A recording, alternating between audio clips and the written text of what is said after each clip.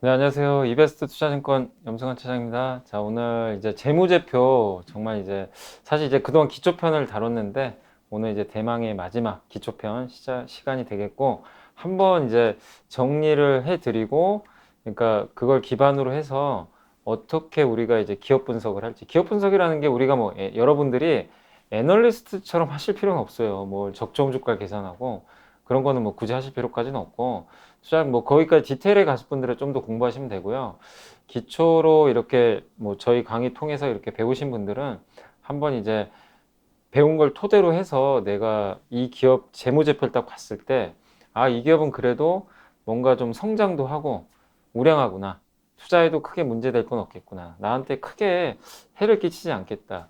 그런 거를 이제 우리가 직접적으로 재무제표를 보면서 한번 판단할 수 있는 그런 이제 방법을 제가 알려드리도록 하겠습니다. 그래서 한번 정리한다는 기분으로 오늘 방송은 들어주시면 되겠고 어쨌든 한 번에 뭐 정말 한 5분? 예, 5분 안에 끝낼 수 있는 뭐 기업 분석 방법이라고 해야 될까요? 그 팁을 좀 알려드리겠습니다. 자, 첫 번째로 이제 쉽고 빠른 기업 분석인데 요 9가지만 아시면 돼요. 생각보다 좀 많아 보이지만 사실 별거 아닙니다. 전혀 많지 않고요. 요 순서대로 하실 필요는 없는데 요런 것들은 기본적으로 여러분들이 딱 보시고 그냥 보고 아, 얘는 이렇구나. 얘는 뭐 합격이다. 좀 불합격이다. 이렇게 여러분들 스스로 한번 판정을 내려보시면 좋을 것 같습니다.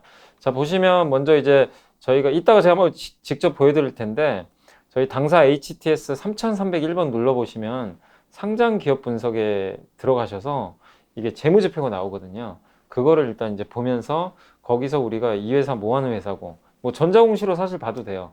봐도 되지만 좀 간단하게 보신다면 HTS 기업 분석 화면을 참고하시면 되겠고 거기서 보셔야 될 게 뭐냐면 시가총액 보셔야 됩니다. 그러니까 우리가 항상 개인 투자분들이 처음에 보시는 게 아, 이 회사는 100원짜리야, 뭐 만원짜리야, 10만원짜리야 이런 걸 보시는데 사실 그 가격이 중요한 게 아닙니다. 중요한 건 덩치, 시가총액인데 지금 우리나라에서 삼성전자가 시가총액이 제일 커요. 하이닉스가 2등인데 주가로만 보면 하이닉스가 더 비싸죠. 하이닉스는 10만 원이 넘고 삼성전자는 지금 주가 6만 원 정도 하거든요. 예, 2019년 2월 기준으로 해가지고 그 정도 하는데 뭐 가격만 보면 당연히 하이닉스가 오 이거 훨씬 비싼 기업이네 이럴 수 있지만 사실 급이 다릅니다. 삼성전자 시가총액은 이제 회사의 덩치죠. 그래서 삼성전자가 300조 원이 넘고 지금 하이닉스가 아마 한 70조 원 정도 될 거예요. 그러니까 두 회사의 덩치 차이가 4, 5배 정도 되니까 항상 시가총액으로 여러분들이 아, 이 기업은 이 정도 지금 평가를 받고 있구나. 그거를 항상 기억해 주시고요. 두 번째는 항상 보셔야 될 게 매출액. 이 기업이 물건 잘 팔고 있는지, 증가하는지, 영업이익은 지금 현재 상태가 어떤지, 흑자인지 적자인지, 증가하는지, 당기순이익, 제가 지배주주 순이익 알려드렸죠. 지배주주 순이익이 늘어나는지, 안정적인지 체크하시고, 그 다음에 워런 버핏도 이런 얘기 했잖아요. 자본 총계가 증가하는 회사에만 투자하라. 자본금 플러스 이익, 잉여금을 우리가 자본 총계라고 하는데 이익이 증가하는 기업은 당연히 자본 총계가 늘어납니다. 그러니까 당연히 이거는 기본적인 거예요. 부채 비율 되도록이면 100% 이하면 좋죠. 물론 200%, 300%인 기업도 있습니다. 그런 기업 중에 급등하는 기업도 많이 나와요. 근데 안정적인 건 이제 100% 이하니까 부채 비율이 좀 안정적인지 체크하시고 그 다음에 자기 자본 이익률 ROE라 그랬죠. ROE가 최소한 은행 금리보다 높아야죠. 물론 두 자릿수 이상인 게 좋습니다. 근데 제가 마지노선으로 본 거는 5%예요. 최소한 5% 이상은 돼야만 투자할 매력이 있습니다. 그리고 10%, 20%, 30% 많을수록 좋은 거죠. 예. 근데 어쨌든 최소 기준점은 5% 이상인지 체크하시고 PER과 PBR을 보셔야 되는데 뭐 저번에 한번 알려드린 대로 PER과 PBR 보셨을 때 이게 업종 평균과 좀 비교해가지고 비교를 해봤을 때 뭐 상대적으로 이 회사가 싼지 비싼지 그걸 평가하시면 됩니다. 왜냐하면 바이오 기업들은 PER이 너무 높아요. 전기차 섹터도 PER이 막 20배, 30배 봤는데 뭐 자동차 섹터, 그러니까 전기차 아니고 현대차 같은 경우는 PER이 되게 낮거든요. 그러니까 이게 어떤 사업을 하느냐에 따라서 상대 평가로 했을 때 PER, PBR의 기준이 달라요. 그래서 아, PER 10배 이상이면 비싸고 10배 이하면 싸다. 이런 논리는 전혀 의미가 없습니다. 그래서 상대적으로 이 회사가 속한 업종이 비싼 밸류를 받고 있으면 평가를 받고 있으면 거기에 맞춰서 보시면 되고 싼 예, 싼 평가를 받고 있으면 그 상황에 맞춰서 보시면 될 것 같습니다.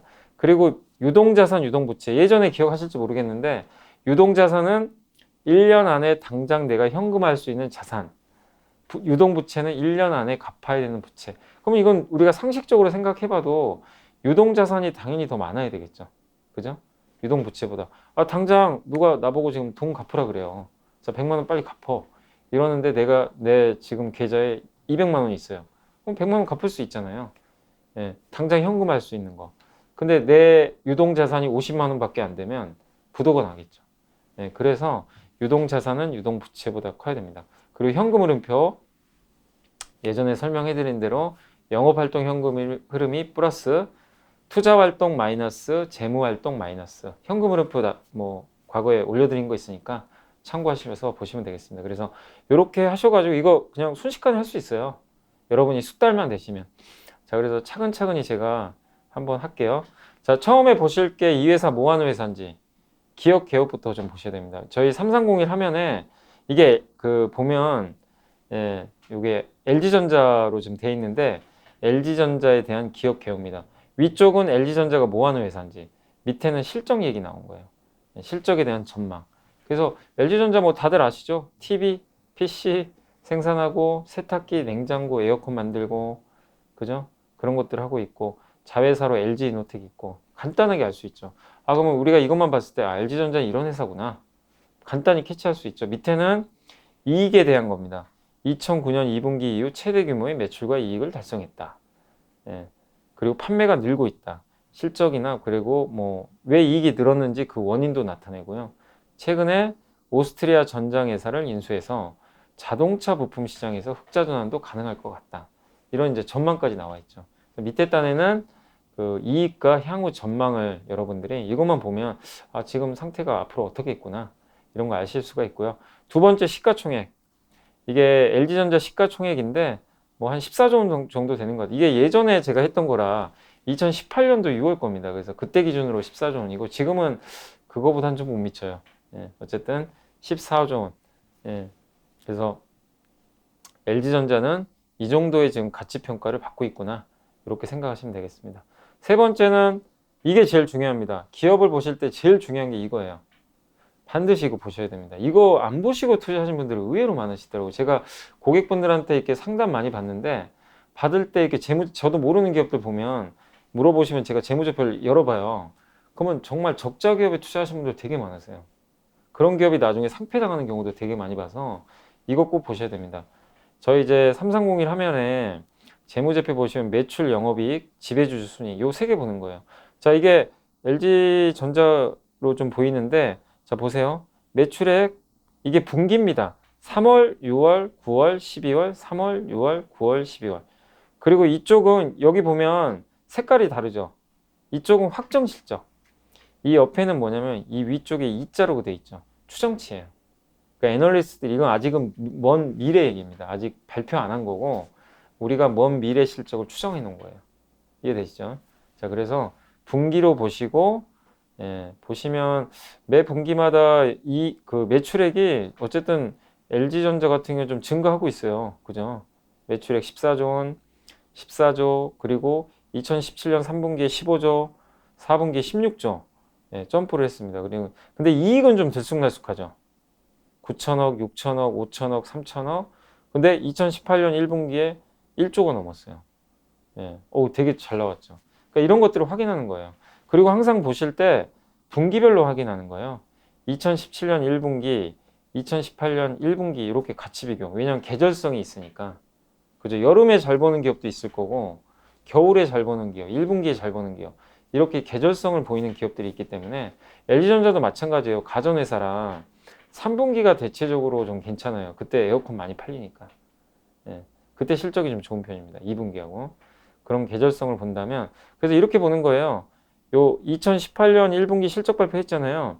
그러면은 2017년 1분기랑 비교하시면 돼요. 사실 요 분기보다는 현재 2018년 1분기 실적을 발표했으면 2017년 1분기랑 비교하는 겁니다. 자, 그때랑 비교해보면 매출액은 증가했죠. 영업이익도 많이 늘었어요. 20%. 그죠? 지배주주 순이익은 좀 줄었습니다. 이거는 영업과 상관없이 다른 데서 뭔가 좀 까먹은 거죠. 예. 근데 어쨌든 경쟁력은 영업이익이니까 이런 관점에서 봤을 때 LG전자의 1분기 실적은 좀 합격점이 아닌가 이렇게 볼 수 있습니다. 증가했으니까 매출도. 그리고 2분기 요 옆에 있는 게 2분기인데 2분기는 전망치예요. 이것도 참고하시면 좋아요. 왜냐하면 애널리스트들이 이렇게 그 전망치를 내놓거든요. 그거 보시면서 투자하시면 되겠고 2분기는 영업이익이 8,500억인데 그 직전의 2분기랑 비교해 봐야죠. 보시면 매출 증가, 영업이익도 증가. 괜찮죠. 전반적으로 2018년도는 좀 좋은 쪽으로 그림이 그려지는 것 같아요. 그러니까 LG전자를 내가 이 매출, 영업이익 이것만 딱 봤을 때는 나쁘지 않네. 이렇게 우리가 생각할 수 있습니다. 그래서 괜찮은 것 같아요. 자, 그리고 이제 네 번째는 자본 총계. 아까 말씀드렸죠. 워런 버핏은 무조건 자본 총계가 증가하는 기업에만 투자하라 그랬는데 보겠습니다. 자본 총계 지배주주 지분 증가하죠. 매년 증가해요. 그죠? 조금씩이나마 증가합니다. 예, 이렇게 계속 단위별로 증가하죠. 괜찮은 거예요. 부채 비율은 좀 높아요. 예, 178%, 166%. 근데 워낙 돈 잘 버니까 사실 뭐 100% 넘어도 크게 문제될 건 없는데 중요한 건 방향성인데 어쨌든 많긴 하지만 부채 비율은 감소하고 있습니다. 이건 좋은 것 같고요. 영업이익률은 들쑥날쑥해요. 왜냐하면 LG전자의 한계가 뭐겠습니까? 스마트폰 사업부가 자꾸 적자가 많이 나잖아요. 예측이 안 돼요. 이게 적자가 너무 막 들쑥날쑥하니까. 그래서 이익률은 조금 들쑥날쑥하다는 게 좀 단점입니다. 한마디로 LG전자의 단점은 스마트폰 사업부 예측이 안 되니까 좀 고객 할인율을 줄 수 있고 ROE는 좋죠. ROE는 한때 뭐 3%까지 빠졌었는데 스마트폰 사업 때문에 보면은 가전이 잘 나오면서 21%까지 늘었어요. ROE만 보면 되게 높은 점수 줄 수 있겠죠. 그러니까 전반적으로 괜찮아요. 저 PER, PBR은 11배. 네, 현재 PER은 11배, PBR은 1.44배. 그리고 그 다음에 PER, 이게 예상치입니다. 예상치는 7배. 그럼 되게 저평가된 거잖아요. 우리가 보통 IT 업종들 볼 때 10배에서 15배 정도 사이 주거든요. 그렇게 봤을 때 LG전자는 그렇게 비싼 편은 아닙니다. 상대적으로. 예. 주가는 조금 뭐 상대적으로는 싸다. 이렇게 보시면 되겠고. 그 다음에 유동자산이 유동부채보다 좀 많아야 된다 그랬잖아요. 자, 여기 보시면 그 유동자산이 19조 정도 되고 재고자산, 물건이죠. 물건이 5조 8천억. 그 다음에 매출채권, 이제 물건을 납품하고 아직 돈은 못 받았지만 어음이죠. 그게 8조. 그 다음에 현금성 자산이 3조. 예, 이렇게 돼 있습니다. 그래서 실제 현금은 한 3조 7천억 정도 되는 것 같아요. 나머지는 사실 물건이죠. 물건이고 기타 유동자산까지 현금으로 하면 한 4조 7천억 정도가 당장 현금할 수 있는 자산으로 보시면 돼요. 그러니까 유동자산이 물론 많으면 좋아요. 많으면 좋은데 이 안에서 여러분이 마지막으로 체크하실 게 현금이 좀 많은지. 그러니까 매출채권하고 재고자산은 이게 업체에 따라서 약간 현금화가 좀 느리게 될 수도 있거든요. 재고도 내가 스마트폰을 많이 갖고 있으면 이게 안 팔리면 그냥 재고잖아요. 현금화하기 어렵잖아요. 그럴 수도 있기 때문에 이게 현금화가 안 된다는 건 아니지만 이거보다는 현금성 자산이 많은 게 좋습니다. 그래서 제가 봤을 때 19조 원 정도 중에서는 한 4조에서 5조? 5조 정도가 당장 현금할 수 있는 돈이다 라고 보시면 되겠고 유동부채는 16조입니다. 그래서 보면 유동자산이 19조, 유동부채가 16조. 많죠? 유동자산이. 합격이에요. 돈 갚을 수 있어요. 근데 그 안에서도 단기 차입금은 바로 갚아야 돼요. 3,700억. 유동성 장기 부채는 예전에 설명드렸지만 장기 부채인데 만기가 지나가지고 이제 올해 안에 갚아야 되는 짧은 부채로 바뀐 거예요. 이걸 유동성 장기 부채. 이것도 갚아야 됩니다. 이게 1조 4천억. 매입 채무는 내가 이제 원재료를 구입을 했는데 상대방 거래처에다가 현금 안 주고 그냥 어음만 준 거죠. 나 언제 갚을게. 갚긴 갚아야 되는데 이자를 지급 안 해도 되는 부채예요. 무이자 부채입니다. 이건 많아도 상관없어요. 돈 벌어서 그냥 계속 조금씩 갚으면 되니까. 그래서 요거는 크게 의미 없습니다. 그러니까 16조 중에서 실제로 이 회사가 지금 급하게 갚아야 되는 거는 1조 4천억 정도. 이거 두 개 합치면 1조 5천억 되겠네요. 이거는 좀 급하게 갚을 수도 있는 거예요. 근데 아까 말씀드렸죠. LG전자 현금성 자산이 대충 한 5조 정도 된다고. 충분히 갖고도 남습니다. 예, 그죠? 그러니까 굉장히 안전한 거예요. 유동자산, 유동부채 봤을 때 LG전자는 망할 일이 없죠. 예. 현금 흐름표, 영업활동 현금 흐름 플러스 좋죠. 투자활동 계속 투자 합격입니다. 다만 재무활동이 좀 아쉬워요. 이게 마이너스는 좋은데 계속 부채를 좀 이렇게 끌어당겨서 쓰는 것 같아요. 투자할 게 많아서 그런지. 그러니까 요거는 영업활동은 좋은데 투자활동도 좋고 재무만 조금 이렇게 부채를 좀 계속 빌린다는 거, 요거는 좀 아쉽다. 다만 아까 보신 대로 현금이 좀 많기 때문에 크게 우려할 건 아닌 것 같습니다. 예, 그래서 여기 이제 현금 흐름표까지 좀 말씀드렸고, 요게 끝이에요. 끝이고 이제 제가 할 건 뭐냐면, 자, 그래서 지금 제가 이제 현금 흐름표까지 보여드렸는데, 자, 1부는 이제 여기서 마무리하도록 하고요. 2부에는 제가 직접 HTS를 가지고 간단하게 한두 종목만 설명을 해드릴게요. 어떻게 빠르게 보는지. 실제로 그 실전 테스트를 한번 해볼 테니까 여러분들 2부에서 잠시 후에 좀 뵙도록 하겠습니다. 감사합니다.